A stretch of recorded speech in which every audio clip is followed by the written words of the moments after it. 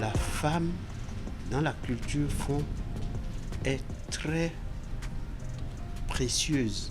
C'est un bien très précieux parce que elle quitte son père et sa mère pour aller habiter auprès de son mari et grâce à cette cohabitation, le mari, la famille du mari a un grand nombre d'enfants, une progéniture florissante.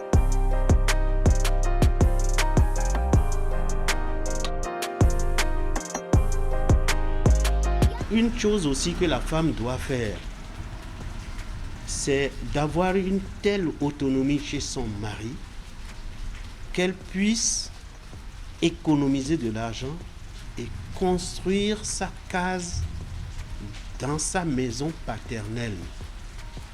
L'homme n'a pas le droit de lui interdire cela. Parce que lorsque elle a ça, elle prépare ses vieux jours quand la ménopause arrive. Et même avant, quand il y a les différentes cérémonies, elle doit, à l'occasion de ces cérémonies, prendre la totalité de sa place parmi les fils de son père. L'espace de quelques jours pour rejoindre son mari par la suite.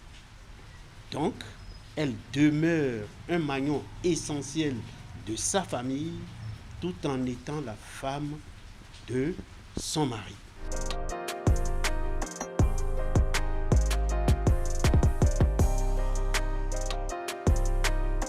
Je reconnais quand même que nous devons accepter que l'homme est le chef de la famille. Et ça là, c'est nécessaire de conserver cela. Non pas pour que l'homme joue le chef-haillon, mais pour qu'il ait une idée pleine et entière de sa responsabilité de conduire le navire du couple à bonne destination. On dit de façon vulgaire qu'il n'y a pas deux capitaines dans le même bateau. C'est vrai. Mais le capitaine a besoin d'un copilote pour prendre les bonnes décisions. Le copilote, c'est la femme. Et le copilote, dans ce cas d'espèce-là, c'est la femme.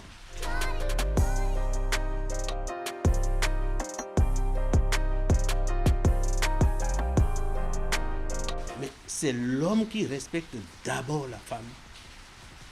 Parce que il lui doit cette reconnaissance qu'elle a quitté son père et sa mère pour venir se mettre sous son toit.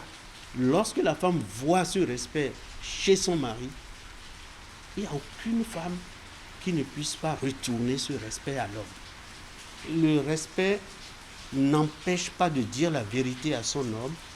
L'essentiel, c'est de réunir les conditions pour que son message passe. Lorsqu'il y a des étrangers là et que vous êtes parmi les gens,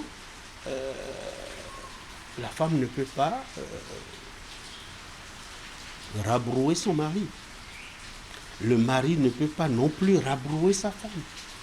Le respect, c'est cela.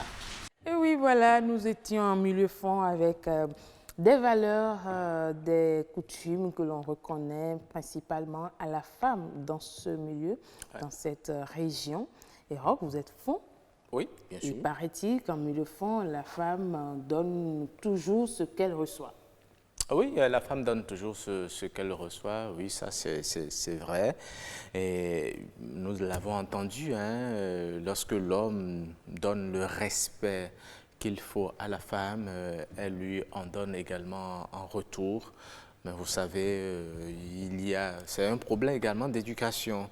Vous pouvez donner justement le respect qu'il faut à la femme, mais lorsqu'elle n'a pas reçu une très bonne éducation, ce n'est pas évident. C'est pourquoi on va demander à ce que l'on donne de très bonnes éducations à nos enfants, que ce soit garçons ou filles, dès déjà la petite enfance, pour que ce principe continue d'être respecté, que quand l'homme va donner ce respect, que la femme puisse lui en donner en retour. Oui, c'est la partie qui m'importe quand l'homme va donner, que la femme puisse en donner. C'est un problème de, je vais dire, de complémentarité, de Tout à fait. réciprocité. Ouais. Dès que vous donnez, vous recevez. C'est un ordinateur. Vous donnez de bonnes informations, vous avez toujours de bons Mais résultats. lorsque l'homme n'a pas la manière pour le faire, il faut que la femme aussi Oui, le fasse c'est là pour qu'intervient l'amener, la justement. patience, Voilà. la complicité et tout ce qui va avec. Exactement. De toutes les façons, la vie de couple n'est toujours pas facile. C'est Donc, pas facile. il faut faire des compromis, comme on l'a dit tout à l'heure. C'est une entreprise. Oui, et les gestionnaires sont bien connus.